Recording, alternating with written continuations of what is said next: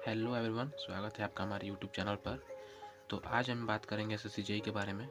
और सबसे पहले मैं एसएससी जेईई के बारे में एक छोटा सा जनरल आइडिया दे देता हूँ आपको, एक इंट्रो करा देता हूँ। तो एसएससी जेईई जो है वो हर साल स्टाफ सिलेक्शन कमीशन के थ्रू कंडक्ट कराया जाता है। और इसमें बेसिकली डिप्लोमा और बीटेक के बच्चे फॉर्म भरते हैं।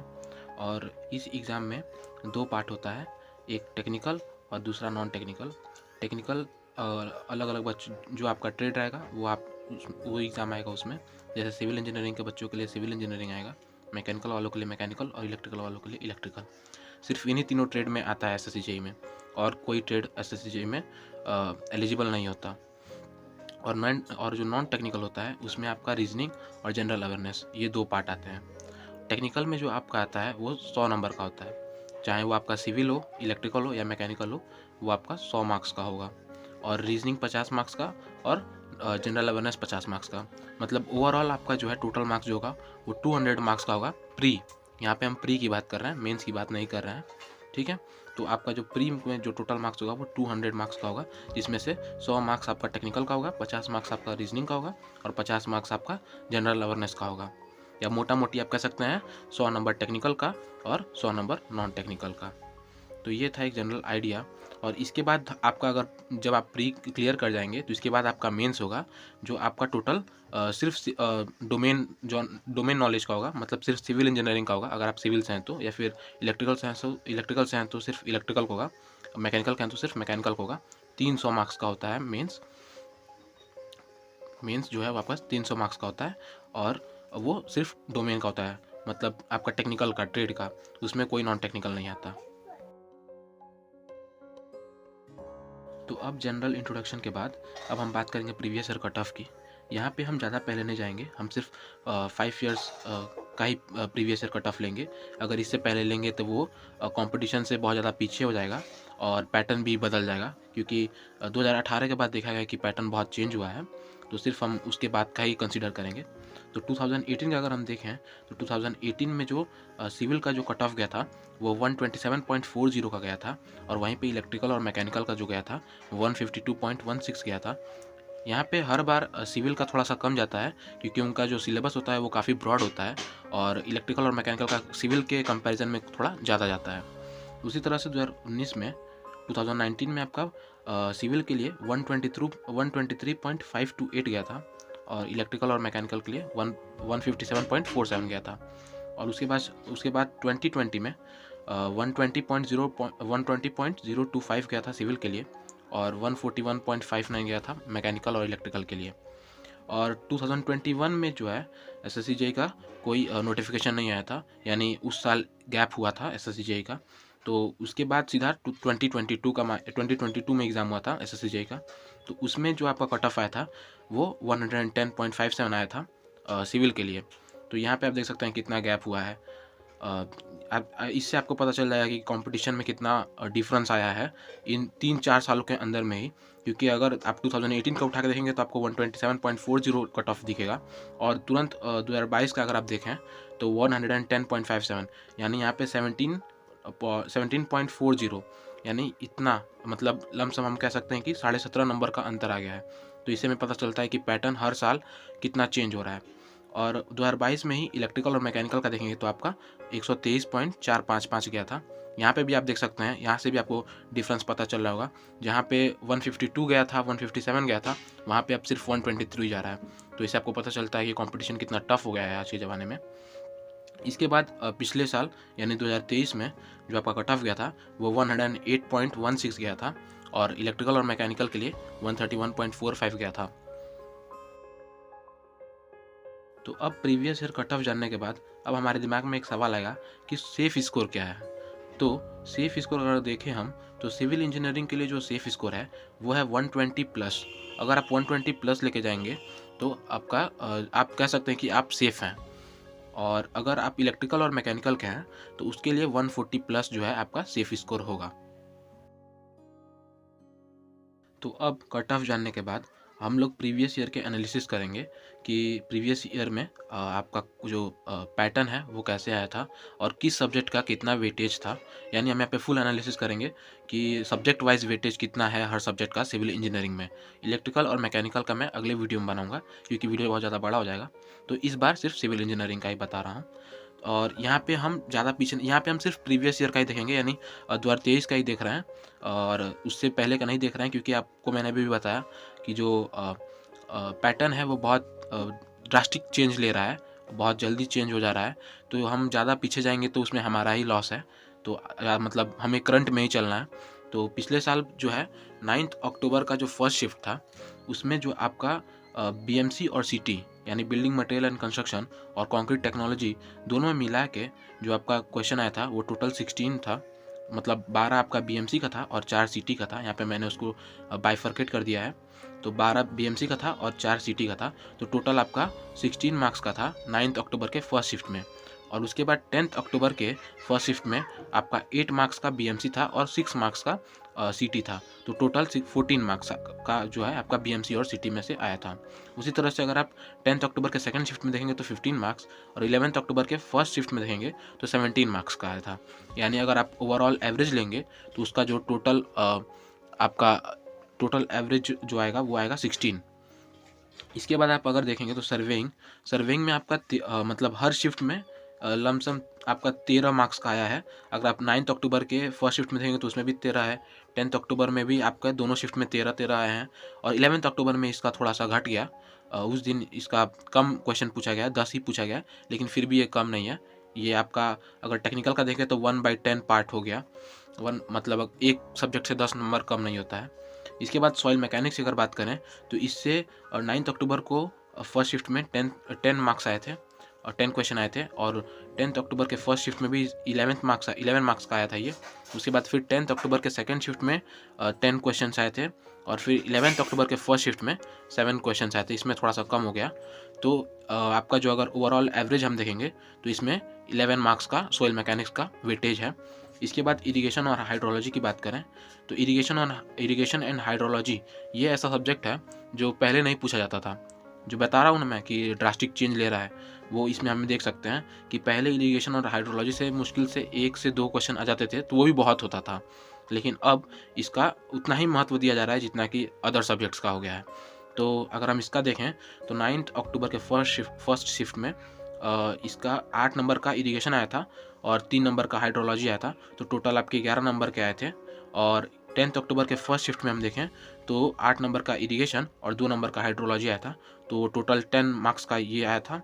और उसके बाद फिर 10 अक्टूबर के सेकंड शिफ्ट में देखें तो 7 मार्क्स का इरिगेशन और 4 मार्क्स का हाइड्रोलॉजी आया था। तो टोटल 11 मार्क्स का आया था। और अगर हम 11 अक्टूबर को देखें तो 5 मार्क्स का इरिगेशन और 3 मार्क्स का हाइड्रोलॉजी, यानी टोटल 8 मार्क्स का आया था। यानी अगर हम ऑन एन एवरेज देखें तो ये हम लोग का 10 मार्क्स का इसका भी वेटेज है, इरिगेशन और हाइड्रोलॉजी का भी। तो हम इसको भी इग्नोर नहीं कर सकते।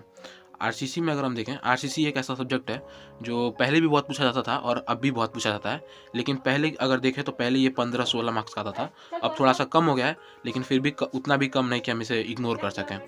तो 6 मार्क्स का आपका 9 अक्टूबर के फर्स्ट शिफ्ट में 6 मार्क्स का आया है और 10 अक्टूबर के फर्स्ट शिफ्ट में 8 मार्क्स का। फिर 10 अक्टूबर के सेकंड शिफ्ट में भी 8 मार्क्स का पूछा गया था और 11 अक्टूबर को इसका क्वेश्चन, मतलब इसमें थोड़े ज़्यादा क्वेश्चन आए थे, 10 क्वेश्चन आए थे। और अगर हम इसका एवरेज देखेंगे तो ये ऑन एन एवरेज आपका 9 मार्क्स का आया था RCC। और इसके बाद अगर हम देखें एस्टिमेशन एंड कॉस्टिंग का, तो एस्टिमेशन एंड कॉस्टिंग में हमेशा ये ऐसा कोई सब्जेक्ट है, मतलब छोटा सब्जेक्ट है, बहुत ज़्यादा बड़ा नहीं है। और इसमें आपको अगर आप ये पढ़ लेते हैं तो आप सिर्फ थियरी है, तो इसमें आपका 10 नंबर, मतलब 8, 9, 10 नंबर आपके फिक्स है। छोटा सब्जेक्ट है और स्कोरिंग सब्जेक्ट है। तो अगर इसका हम वेटेज देखें तो 9 अक्टूबर के फर्स्ट शिफ्ट में 8 मार्क्स का इसका कंट्रीब्यूशन था और 10 अक्टूबर के फर्स्ट शिफ्ट में 10 नंबर का था। 10 अक्टूबर के सेकंड शिफ्ट में 5 नंबर का था और फिर 11 अक्टूबर के फर्स्ट शिफ्ट में 10 नंबर का था। यानी अगर हम एवरेज देखेंगे तो 9 मार्क्स का ये भी है। और फिर हम फ्लूइड मैकेनिक्स, OCF यानी ओपन चैनल फ्लो और हाइड्रोलिक मशीन को अगर हम मिला के देखेंगे तो इसमें 5 फ्लूइड मैकेनिक्स के आए थे, 4 OCF के आए थे ओपन चैनल फ्लो के, और हाइड्रोलिक मशीन के 3 क्वेश्चन आए थे। यानी ओवरऑल 11 मार्क्स का जो है आपका इस पोर्शन से बन रहा था। और उसके बाद फिर वहीं हम 10 अक्टूबर के फर्स्ट शिफ्ट में देखें तो आपके सिर्फ 12 क्वेश्चन आए थे, जिसमें से 7 आपके फ्लूइड मैकेनिक्स के थे और 5 हाइड्रोलिक मशीन के थे। इसमें ओसीएफ का कोई नहीं था, कंट्रीब्यूशन नहीं था। उसके बाद 10 अक्टूबर की सेकंड शिफ्ट में हम देखें तो इसमें इसी तरह से इन सब का मिला के जो है ओवरऑल 11 मार्क्स का कंट्रीब्यूशन था। और इसके बाद 11 अक्टूबर के फर्स्ट शिफ्ट में इसका 13 मार्क्स का वेटेज था। तो ओवरऑल अगर हम इसका एवरेज निकाल के देखेंगे तो हमको मिलेगा कि ये जो है आपका 13 मार्क्स का वेटेज रखता है ये फ्लूइड मैकेनिक्स, ओसीएफ और हाइड्रोलिक मशीन, सब इन तीनों को मिला के। और इसके बाद फिर अगर हम ट्रांसपोर्टेशन में देखें तो ये भी एक ऐसा सब्जेक्ट है जिसमें मतलब पहले जिसको इग्नोर कर देते थे या फिर बहुत कम 1-2 question, just like irrigation and hydrology, इसमें भी क्वेश्चन आते नहीं थे। 1-2 क्वेश्चन आ गए तो वो भी बहुत है, लेकिन अब इसको भी काफ़ी अहमियत दी जा रही है और अब इसको भी इग्नोर नहीं किया जा सकता। तो इसमें अगर देखें तो हाईवे से एक क्वेश्चन आया था, रेलवे से एक आया था और ट्रैफिक इंजीनियरिंग से 3 आया था, हाईवे, रेलवे और ट्रैफिक इंजीनियरिंग। तो टोटल इसमें 7 मार्क्स का आया था 9 अक्टूबर के फर्स्ट शिफ्ट में। और उसके बाद 10 अक्टूबर को फर्स्ट शिफ्ट में इसमें 6 मार्क्स का क्वेश्चन आया था। और इसके बाद फिर 10 अक्टूबर के सेकंड शिफ्ट में इसका जो है 11 मार्क्स का टोटल बना था, हाईवे, रेलवे और ट्रांसपोर्टेशन मिला के, जिसमें से 6 मार्क्स का आपका हाईवे था, जिसमें से 1 हाईवे और 5 पेवमेंट मटेरियल, जो कि हाईवे का ही एक पार्ट है, उसमें से आया था। 2 मार्क्स का रेलवे आया था और 3 मार्क्स का जो है आपका ट्रैफिक इंजीनियरिंग में से आया था। तो ओवरऑल जो है आपका 11 मार्क्स का इसका वेटेज हुआ था 10 अक्टूबर के सेकंड शिफ्ट में। और फिर 11 अक्टूबर के फर्स्ट शिफ्ट में 4 मार्क्स का हाईवे आया था, 3 मार्क्स का रेलवे और 2 मार्क्स का ट्रैफिक इंजीनियरिंग आया था, यानी ओवरऑल 9 मार्क्स। और इसका अगर हम वेटेज निकाल के देखेंगे तो हमको पता चलेगा कि ओवरऑल इसका भी 10 मार्क्स का ये भी कंट्रीब्यूशन दे रहा है हम लोग को। लेकिन ये सब्जेक्ट थोड़ा बड़ा है कि ऑब्वियस बात है कि हमको हाईवे भी पढ़ना पड़ेगा, रेलवे भी पढ़ना पड़ेगा और फिर ट्रैफिक इंजीनियरिंग भी पढ़ना पड़ेगा। तो 3 सब्जेक्ट हो जा रहे हैं, इसलिए ये थोड़ा बड़ा सब्जेक्ट है, लेकिन अब इसको पढ़ना ही पड़ेगा क्योंकि काफ़ी अच्छा वेटेज दे रहा है, 10 मार्क्स का वेटेज दे रहा है। फिर इसके बाद एनवायरमेंटल इंजीनियरिंग, ये भी एक ऐसा सब्जेक्ट है जो पहले नहीं पूछा जाता था, लेकिन अब इसमें भी क्वेश्चन आ रहे हैं। तो अगर इसका हम देखेंगे तो इसमें 7 मार्क्स का आया था 9 अक्टूबर के फर्स्ट शिफ्ट में, और 10 अक्टूबर के फर्स्ट शिफ्ट में आया था 8 मार्क्स का। फिर 10 अक्टूबर के सेकंड ही शिफ्ट में 9 मार्क्स का आया था और फिर 11 अक्टूबर में इसका फर्स्ट शिफ्ट में 8 मार्क्स का कंट्रीब्यूशन था। यानी ओवरऑल देखें तो हम लोग का 8 मार्क्स का कंट्रीब्यूशन ये दे रहा है, ऑन एन एवरेज 8 मार्क्स इसका भी वेटेज है। और इसके बाद फिर अगर हम सोम और टॉस, यानी सोम में स्ट्रेंथ ऑफ मटेरियल और थियोरी ऑफ स्ट्रक्चर दोनों को मिला के देखें तो इसमें भी मतलब पहले अच्छे क्वेश्चन आते थे, लेकिन अब क्योंकि इन एस्टिमेशन एंड कॉस्ट, क्योंकि अब इरिगेशन और हाइड्रोलॉजी और ट्रांसपोर्टेशन और इन सब का वेटेज बढ़ रहा है, तो जरूर मतलब ऑब्वियस ही बात है, अगर किसी का बढ़ रहा है तो किसी का घटेगा ही, किसी पे तो इफेक्ट पड़ेगा। तो पहले सोम और टॉस के अच्छे क्वेश्चन आते थे, लेकिन अब इसके कुछ घट गए हैं। तो अब जो है इस मतलब 2023 में 9 अक्टूबर के फर्स्ट शिफ्ट में 4 मार्क्स का वेटेज था। फिर 10 अक्टूबर के फर्स्ट शिफ्ट में 3 मार्क्स का था वेटेज इसका, और फिर 10 अक्टूबर के सेकंड शिफ्ट में 3 मार्क्स का वेटेज था इसका, और फिर 11 अक्टूबर के फर्स्ट शिफ्ट में अगर हम देखें तो ये 6 मार्क्स का था। तो ओवरऑल अगर हम इसका एवरेज निकाल के देखेंगे तो 4 मार्क्स का वेटेज था सोम और टॉस का मिला के, जो कि कम नहीं है। और इसके बाद स्टील डिज़ाइन की अगर हम बात करें तो स्टील डिज़ाइन बहुत छोटा सा सब्जेक्ट है, 5-6 चैप्टर है और बहुत ही इजी आप कह सकते हैं। बस इसमें कोडल प्रोविजन थोड़े ज़्यादा हैं, नहीं तो बाकी तो बहुत सही सब्जेक्ट है ये भी, और इसमें से भी अच्छे खासे क्वेश्चंस बनते हैं। तो अगर इसका हम वेटेज देखें तो 9 अक्टूबर को फर्स्ट शिफ्ट में इसका 6 मार्क्स का वेटेज था, और फिर उसी तरह से 10 अक्टूबर के फर्स्ट शिफ्ट में 5 मार्क्स का वेटेज था, और फिर 10 अक्टूबर के सेकंड शिफ्ट में 4 मार्क्स का, और 11 अक्टूबर के फर्स्ट शिफ्ट में 2 मार्क्स का। और एवरेज अगर हम निकाल के देखें तो 4 मार्क्स का वेटेज इसका भी बन रहा है। अगर हम मिला के कहें तो स्ट्रक्चर का जो पार्ट है, सोम, टॉस, स्टील डिज़ाइन और RCC, अगर इन सबको हम मिला दें तो हम लोग का जो ऑन एन एवरेज सब्जेक्ट बन रहा है जो स्ट्रक्चर का, वो हो रहा है 9 + 4 + 4, यानी आपका हो जा रहा है यहाँ पे 17 मार्क्स का, 17 मार्क्स का जो है आपका ये स्ट्रक्चर से क्वेश्चन बन रहा है। और ये जो सब्जेक्ट्स हैं वो एक दूसरे से जुड़े हुए हैं, अगर आप एक नहीं पढ़ेंगे तो मतलब दूसरा भी नहीं पढ़ पाएंगे, और एक पढ़ लेंगे तो दूसरा पढ़ने में बहुत आसानी हो जाएगी। ये ऐसे सब्जेक्ट हैं। तो ये तो बात हो गई प्री की। तो एसएससी जेई के प्री का जो 2023 में सब्जेक्ट के वेटेज थे, सब्जेक्ट वाइज वेटेज, वो हमने देख लिए कि वो कितने थे। और इसके बाद आपको जैसे पहले जो था 2023 के पहले और 2023 के पहले जो हम लोग का प्री के बाद जो मेंस का एग्ज़ाम होता था वो कन्वेंशनल होता था, लेकिन अब ये भी ऑब्जेक्टिव हो रहा है। तो इसका भी हमें मालूम है कि पिछली बार तो नहीं मालूम था, क्योंकि पिछली बार एकदम नया सा था, ये किसी को नहीं मालूम था कि कैसा, कोई एक्सपेक्टेशन नहीं था कि कैसा क्वेश्चन आएगा कैसा नहीं आएगा। लेकिन इस बार क्योंकि प्रीवियस हम देख चुके हैं तो हमें मालूम है कि इसमें कैसे क्वेश्चन पूछे जा रहे हैं और किस लेवल के क्वेश्चन पूछे जा रहे हैं। तो अगर हम इसकी बात करें तो बीएमसी और सीटी में इस बार जो कंट्रीब्यूशन था मेंस में उसका 16 मार्क्स का इसमें भी था। मतलब कि आप कह सकते हैं कि बीएमसी और सीटी अगर आप दोनों पढ़ ले रहे हैं तो ये एक बहुत ही हाई स्कोरिंग सब्जेक्ट्स हैं और इनका वेटेज काफ़ी अच्छा रहता है, ना ही सिर्फ एसएससी जेई में बल्कि और भी जितने भी एई और जेई एग्जाम्स होते हैं उन सब में।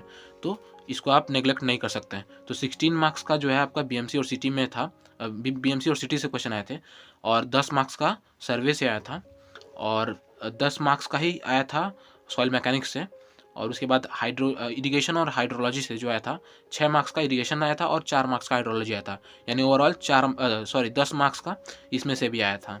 फिर आरसीसी से 8 मार्क्स का था, जिसमें से कुछ कोटल प्रोविजंस थे और कुछ मतलब थियरी से थे। और फिर इसके बाद एस्टिमेशन एंड कॉस्टिंग से 8 मार्क्स का आया था। आप देख सकते हैं मतलब प्री में भी अच्छा खासा एस्टिमेशन एंड कॉस्टिंग का वेटेज है और मेंस में भी अच्छा खासा वेटेज है। तो छोटा सब्जेक्ट है और काफ़ी अच्छा वेटेज रखता है।